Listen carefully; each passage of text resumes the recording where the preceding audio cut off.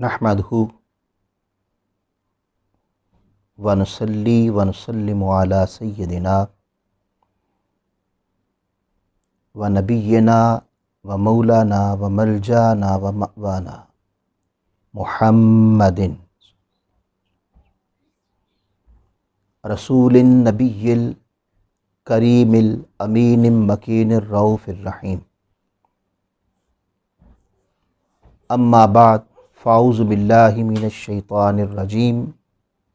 بسم اللہ الرحمن الرحیم. الا من تاب وآمن وعمل عملا صالحا فأولئک یبدل اللہ سیئاتہم حسنات وکان اللہ غفورا رحیما. ومن تاب وعمل صالحا فإنہ یتوب الی اللہ متابا. صدق اللہ مولانا العظیم. انتہائی واجب الاحترام سامعین و ناظرین، سورہ الفرقان کی روشنی میں عباد الرحمن کی صفات بحمد اللہ تعالی ہم بیان کر رہے تھے، اور ان کا 10واں وصف کہ وہ اللہ کی بارگاہ میں بندگی کے تمام تقاضے پورے کرنے کے باوجود اور طاعت و فرما برداری اختیار کرنے کے باوجود توبہ کے ساتھ رجوع کرنے والے ہوتے ہیں.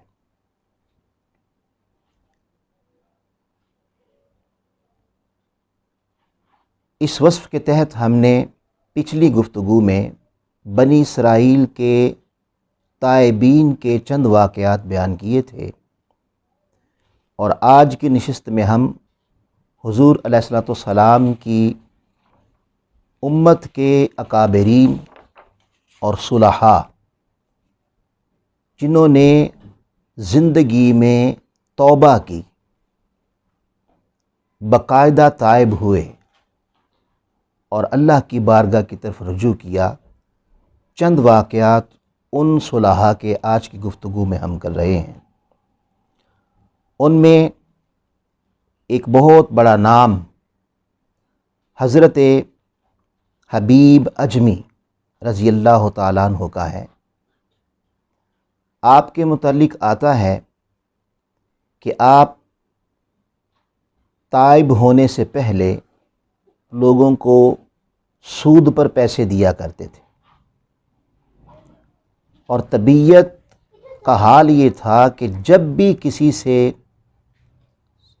اپنے سود کا مطالبہ کرنے اس کے گھر چلے جاتے تو بغیر کچھ لیے واپس نہیں پلٹا کرتے تھے، کچھ نہ کچھ لے کر آتے، سود لے کر آتے. اگر سود نہ ملتا، کچھ نہ ملتا، تو کہتے کہ یہ جو میں آیا ہوں اس کے آنے پر کوئی ہرجہ نہ دو، وہ لے کر پلٹا کرتے تھے. تو آپ کے تائب ہونے کا واقعہ یہ آتا ہے کہ ایک مرتبہ آپ کسی شخص کے مقروض کے دروازے پہ گئے سود کا مطالبہ کرنے. وہ اپنے گھر میں نہیں تھا، اس کی بیوی موجود تھی. اس کی بیوی نے آگے سے جواب دیا کہ میرا میاں تو گھر میں نہیں ہے، اور نہ ہی میرے پاس تجھے کچھ دینے کے لیے اس وقت کوئی شے ہے. تاہم آج میں نے ایک بکری ذبح کی تھی، اس کا گوشت تو ختم ہو چکا ہے، اس کا جو سر ہے وہ پڑا ہوا ہے. اگر تو کہے تو میں وہ سر بکری کا تجھے دے دیتی ہوں. آپ نے اس سے وہ بکری کا سر لیا اور گھر تشریف لے آئے. بیوی سے کہا کہ یہ سود میں لایا ہوں، اسے پکاؤ. بیوی نے آگے سے جواب دیا کہ گھر میں نہ تو لکڑیاں ہیں کہ آگ جلائی جائے، اور نہ ہی آٹا ہے کہ روٹی پکا لی جائے. آپ نے کہا ٹھہرو، میں ابھی جاتا ہوں اور کسی سے یہ بھی سود پہ لے کے آتا ہوں. لہٰذا آپ گئے، آپ نے لکڑیاں بھی لے لیں اور آٹا بھی لے لیا اور لا کے بیوی کو دیا. بیوی نے ہنڈیا پکا لی، اہتمام ہوا کھانے کا۔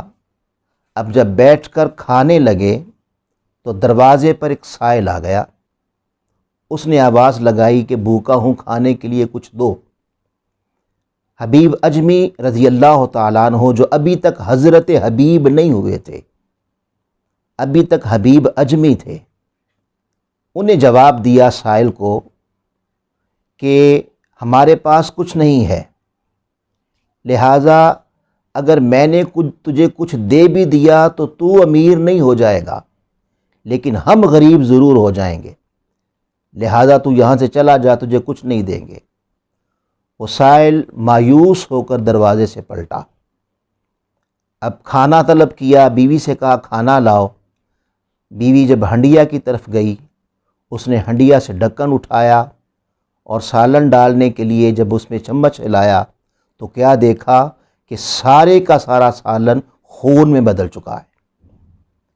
بس یہ واقعہ ظاہر ہونے کی دیر تھی، آپ کے دل پر اس واقعہ کا اتنا اثر ہوا، اتنا اثر ہوا، وہیں بیوی سے کہتے ہیں کہ تو گواہ ہو جا، میں آج کے بعد اللہ کی بارگاہ میں توبہ کرتا ہوں اور آج کے بعد میں کسی کو سے سود نہیں لوں گا۔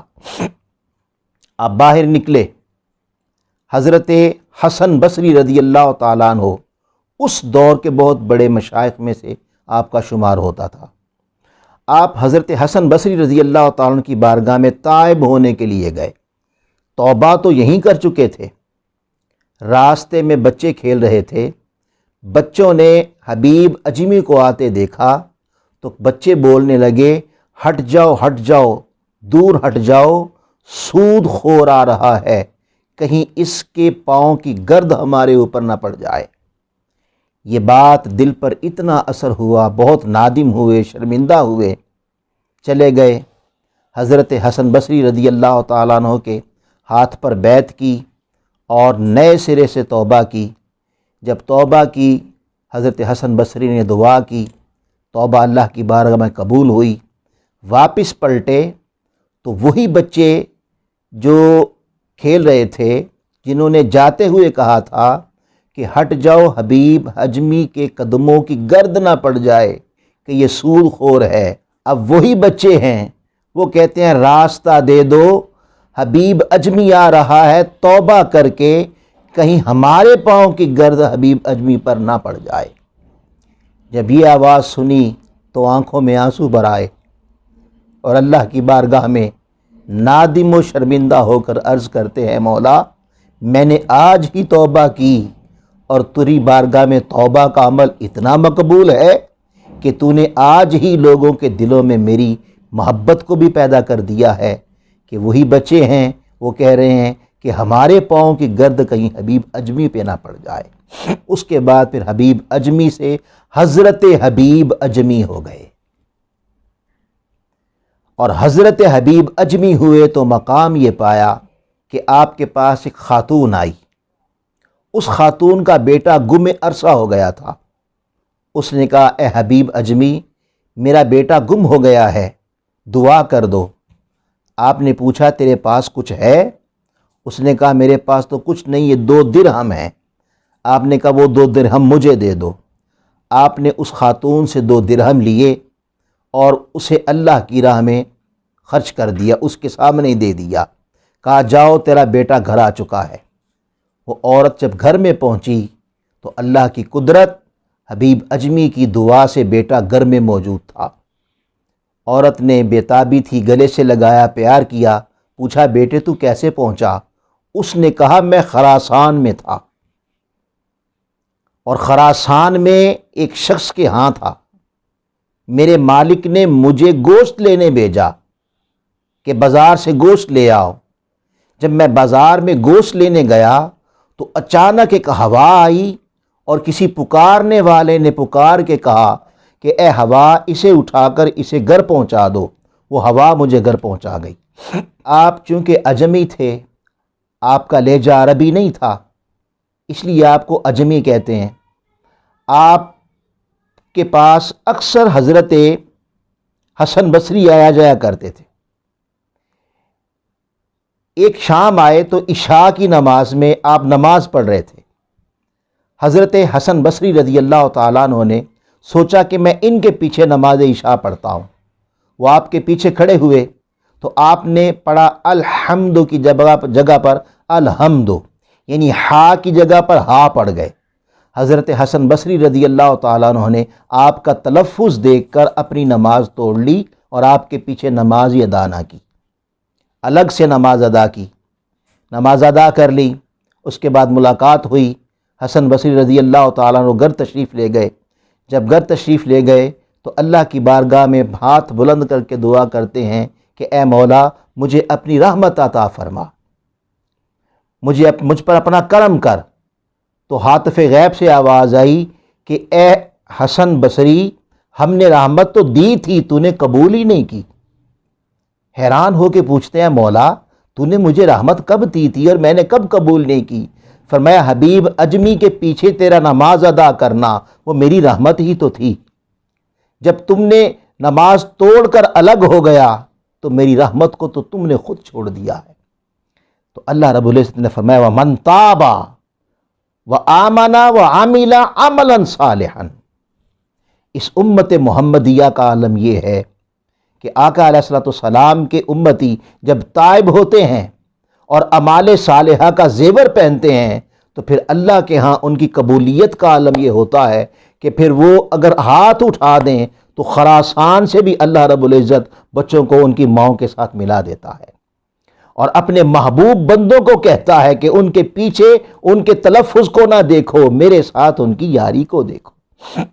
اور جب اعمال صالحہ کیے تو قرآن کہتا ہے وَمَن تَابَ آمَنَ وَعَمِلَ عَمَلًا صَالِحًا، تو قرآن قربان جائیں، پھر اللہ پاک انہیں ایسے بلند مقام عطا فرماتا ہے کہ پھر وہ امت کے اسلاف میں ان کا شمار ہونے لگا۔ پھر ایک بڑا نام حضرت ابراہیم ادھم رضی اللہ تعالیٰ عنہ، آپ کی توبہ کا واقعہ یوں آتا ہے، رات کا وقت تھا، اپنے محل میں نرم و گداز بستر پر سوئے ہوئے تھے کہ اچانک محل کی چھت پر، یعنی شاہی محل کی چھت پر کسی کے چلنے کی آواز سنی۔ نیچے سے آواز دے کے کہتے ہیں، پوچھا بھئی چھت پہ کون ہے؟ اس چھت والے نے جواب دی، میں آپ کا جاننے والا ہوں، شناسا ہوں، میرا اونٹ گم گیا ہے، وہ میں آپ کے محل کی چھت پہ تلاش کر رہا ہوں۔ آپ نے حیران ہو کے اسے کہا کہ ناداں، اونٹ بھی کبھی چھتوں پہ ملتے ہیں؟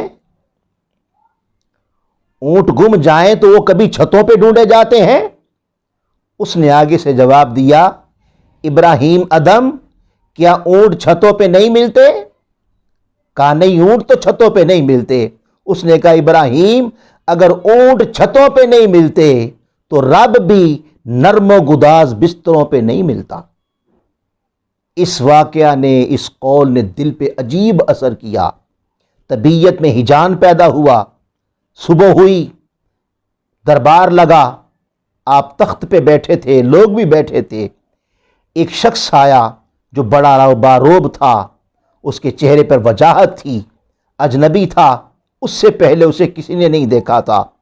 وہ سیدھا ہی بغیر اجازت لیے دربار میں آ گیا، اور دربار میں آ کر ادھر ادھر ایسے دیکھنے لگا جیسے کوئی چیز تلاش کر رہا ہو۔ حضرت ابراہیم ادم اس وقت دربار لگائے بیٹھے تھے۔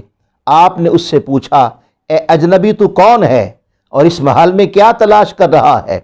اس نے کہا، میں ایک مسافر ہوں اور قیام گاہ ڈھونڈ رہا تھا، تو میں نے سمجھا کہ یہ کوئی قیام گاہ ہے تو یہاں اپنے آپ کو مقیم کرتا ہوں، یہاں رہ جاتا ہوں، مگر یہ تو قیام گاہ نہیں لگتی، یہ تو کوئی سرائے لگتی ہے۔ ابراہیم ادم کہنے لگے، نادان انسان، تمہیں یہ سرائے لگتی ہے؟ یہ بادشاہ کا محل ہے، سرائے نہیں ہے۔ اس نے آگے سے کہا، اچھا یہ بتا تجھ سے پہلے کون تھا؟ آپ نے کہا، میرے باپ۔ کہا، اس سے پہلے کون تھا؟ میں، میرا دادا۔ میں، اس سے پہلے کون تھا؟ فرمایا فلاں فلاں، وہ آگے تک بیان کرتے رہے۔ آپ نے فرمایا تیرے بعد کون ہوگا؟ کہا، میرا بیٹا۔ تو فرمایا پھر سرائے نہ ہوئی تو اور کیا ہوا؟ بھئی یہاں تو کوئی بھی مقیم نہیں ہے، ہرانے والا جا رہا ہے۔ ابراہیم یہ سرائے ہے، اسے اپنا مستقل مقام نہ سمجھ۔ کچھ رات کے واقعہ نے دل پہ اثر کر رکھا تھا، اور کچھ اس آدمی یہ کہنے کے بعد وہاں سے فوری طور پر آنکھوں سے غائب ہو گیا۔ دل کی کیفیت بدل گئی۔ ان کی تلاش میں نکلے کہ یہ آدمی کون تھا، تو پھر ایک مقام پہ جا کے ملاقات ہو گئی، تو ان سے پوچھا کہ اے شخص تو کون ہے بتا؟ آپ نے کہا میرا نام خضر ہے۔ وہ حضرت خضر علیہ السلام تھے، جنہوں نے دل کی دنیا بدلی، پھر ایسی دل کی دنیا بدلی کہ تخت چھوڑ دیا اور بادشاہت اپنے وزیر کے حوالے کر دی، اور ایک گدڑی پہن لی۔ پھر ایک واقعہ آتا ہے کہ نہر کے کنارے گدڑی پہنے بہنے بیٹھے ہوئے تھے، وزیر اپنے پورے پروٹوکول کے ساتھ گزر رہا تھا۔ اس نے ابراہیم ادم کو دیکھا کہ نہر کے کنارے بیٹھے ہیں، پھٹے پرانے کپڑے ہیں، گدڑی پہنی ہوئی ہے، ہاتھ میں سوئی ہے، اور اس کو سی رہے ہیں، اپنی گدڑی کو سی رہے ہیں۔ قربان جائیں ناظرین، اس امت محمدیہ کا حال یہ ہے کہ جب بندہ تائب ہوتا ہے اور اعمال صالحہ کا زیور پہنتا ہے تو پھر اللہ پاک اسے یہ مقامات بھی عطا فرماتا ہے۔ اس وزیر نے دل میں سوچا اور دل میں رحم کھایا۔ اللہ رب العزت نے ابراہیم ادم کو زمین کی حکمرانی جس نے چھوڑی تھی، زمین کی حکمرانی کے ساتھ ساتھ اب دلوں کی حکمرانی بھی اللہ پاک نے انہیں عطا فرما دی۔ اس نے دل میں سوچا تو آپ نے کہا او وزیر، تو دل میں کیا سوچتا ہے کہ میری حکمرانی چھن گئی؟ دیکھ، آپ نے اپنی سوئی نہر میں پھینک دی، اور نہر میں پھینکے مچھلیوں کو حکم دیا کہ مچھلیوں میری سوئی لاؤ۔ مچھلیاں سونے چاندی کی سوئیاں لے کر حاضر ہو گئیں۔ آپ نے پھر کہا نہیں، مجھے میری سوئی چاہیے۔ ایک مچھلی آئی، وہ آپ کی سوئی لے کر آپ کی بارگاہ میں حاضر ہوئی۔ آپ نے سوئی پکڑ کے ابراہیم اس وزیر سے کہا کہ اے وزیر بتا، اصل حکمرانی وہ تھی یا اصل حکمرانی یہ ہے؟ تو ناظرین، جو بندہ تائب ہوتا ہے، توبہ کرتا ہے اور اعمال صالحہ کا زیور پہن لیتا ہے، پھر اللہ رب العزت اسے یہ مقامات اس دنیا میں عطا فرماتا ہے۔ اسی لیے عباد الرحمن کا یہ ایک وصف ہے۔ بشر حافی شراب پینے کے عادی تھے، ہر وقت شراب کے نشے میں دت رہتے تھے، یعنی آپ گھر اور میں کدہ، بس میں کدے میں آپ کی راتیں گزرتی تھی۔ تو آپ کے تائب ہونے کا واقعہ یوں آتا ہے کہ ایک مرتبہ آپ شراب کے نشے میں تھے تو چل رہے تھے، تو چلتے چلتے آپ نے زمین پہ دیکھا کہ کاغذ کا ٹکڑا پڑا ہے، اور اس کاغذ کے ٹکڑے پر لکھا ہوا ہے بسم اللہ الرحمن الرحیم۔ اس رب کریم کا نام لکھا ہوا تھا، اس مالک کا نام لکھا ہوا تھا، اور اس کے وصف رحمان ہے رحیم ہے وہ لکھے ہوئے تھے۔ بس اس کاغذ کے ٹکڑے پر پیار آیا، اپنے رب کے نام پہ پیار آیا، اٹھایا، چوما، آنکھوں سے لگایا، لے گئے، عطر سے معطر کیا، اسے کپڑے میں لپیٹا اور اونچے مقام پہ رکھ دیا۔ جب اونچے مقام پہ رکھا تو اس دور کے کسی بزرگ کو خواب آیا کہ جاؤ بشر حافی کو میرا پیغام سناؤ جا کے، اے بشر حافی تو نے میرے نام کی عزت کی ہے، دنیا تیری عزت کرے گی۔ پہلے دن خواب آیا، اس بزرگ نے سمجھا کہ شاید یہ کوئی میرا خواب ہے، یہ تو شرابی انسان ہے، یہ تو میں قدم راتیں گزارتا ہے۔ انہوں نے اسے خواب سمجھا۔ اگلی رات پھر خواب آیا، تیسری رات پھر خواب آیا۔ جب تیسری رات پھر خواب آیا اور پکارنے والے نے پکارا کہ جاؤ بشر حافی سے کہو میرے نام کی عزت کرنے والے زمانہ تیری عزت کرے گا۔ وہ نکل پڑے، بشر حافی کو ڈھونڈنے کے لیے نکلے تو کہاں پایا؟ آپ میں کدے میں تھے، شراب کے نشے میں دھت تھے، وہاں سے نکل رہے تھے۔ جب وہاں سے نکلے تو فرمایا بشر حافی تیرے لیے رب کا پیغام ہے، رب کائنات نے تیرے لیے پیغام بھیجا ہے۔ بس یہ آواز سنی، دل کی دنیا بدل گئی، میرے لیے پیغام کیا ہے؟ فرمایا ہاں بشر حافی، اللہ پاک نے کہا ہے اے بشر تو نے میرے نام کی عزت کی ہے، زمانہ تیری عزت کرے گا۔ بس یہ کہنا تھا، آپ کے دل کی دنیا ہی بدل گئی، اور ایسی دنیا بدلی کہ پھر آپ کا مقام اپنے دور کے بڑے بڑے صوفیاء میں ہونے لگا۔ توبہ کی، اعمال صالحہ کا زیور پہنا۔ جب اعمال صالحہ کا زیور پہنا تو پھر اللہ کے نام کی عزت کا یہ مقام ملا کہ پھر روایات میں آتا ہے کسی بزرگ نے ایک دن دیکھا، ان کے مریدین ساتھ تھے، انہوں نے دیکھا کہ راستے میں کسی جانور نے گوبر کیا ہوا ہے۔ جو ہی انہوں نے گوبر کے دیکھا تو پڑھا انا للہ و انا الیہ راجعون۔ ان کے مریدوں نے پوچھا حضور ہوا کیا؟ یہ آپ نے انا للہ و انا الیہ راجعون اچانک پڑھا، واقعہ کیا پیش آیا؟ آپ نے کہا لگتا ہے بشر حافی کا انتقال ہو گیا۔ مریدوں نے پوچھا آپ کو کیسے لگتا ہے؟ آپ نے فرمایا یہ بشر حافی کی گزرگاہ تھی، اور بشر حافی کی گزرگاہ میں جانور گوبر نہیں کرتے تھے، آج جانور کا گوبر بشر حافی کی راہ میں پڑا ہے۔ اس کا معنی یہ ہے اس دنیا میں اب بشر حافی نہیں رہا، اس کا انتقال ہو گیا ہے۔ جب لوگوں نے پتہ کیا تو واقعی بشر حافی کا انتقال ہو چکا تھا۔ ناظرین، اللہ رب العزت نے سورہ الفرقان کی آیت نمبر 71 میں جو فرمایا وَمَن تَابَ، جس نے توبہ کی، وَعَمِلَ صَالِحًا، اور اعمال صالحہ کیے، فَإِنَّهُ يَتُوبُ إِلَى اللَّهِ مَتَابًا، تو اصل میں یہ وہ لوگ ہیں جنہوں نے رجوع کا حق ادا کر دیا۔ ناظرین، اصل توبہ یہ ہے، یہ قرآن مجید فرما رہا ہے عباد الرحمن وہ توبہ کرتے ہیں، تائب رہتے ہیں، اعمال صالحہ کا زیور پہنتے ہیں، اور توبہ کا حق ادا ایسے کرتے ہیں کہ جب توبہ کر لیتے ہیں تو پھر زندگی میں کبھی اس عمل کی طرف نہیں جاتے جو عمل اللہ کو پسند نہیں ہوتا۔ یہاں تک کی گفتگو میں ہم نے توبہ اور اعمال صالحہ اور اس کے بعد کے مقامات یہ ان بزرگوں کی زندگی کی روشنی میں ہم نے پڑھے ہیں۔ انشاءاللہ ہماری آخری نشست اس پر اگلی ہوگی، اور اس میں انشاءاللہ العزیز ہم ائمہ کے اقوال اور احادیث مبارکہ کی روشنی میں اس بات کو بیان کریں گے کہ اللہ رب العزت جب بندہ تائب ہوتا ہے اور اعمال صالحہ کا زیور پہن لیتا ہے اور صالحیت کی راہ پر چلتا ہے تو اس کے گناہوں کو اللہ تعالیٰ نیکیوں کے ساتھ بدل دیتا ہے۔ اللہ پاک ہمارے حال پہ کرم فرمائے اور ہمیں بھی عباد الرحمن کی صحبت عطا کرے اور عباد الرحمن بننے کی توفیق عطا فرما دے۔ وما علینا الا البلاغ المبین۔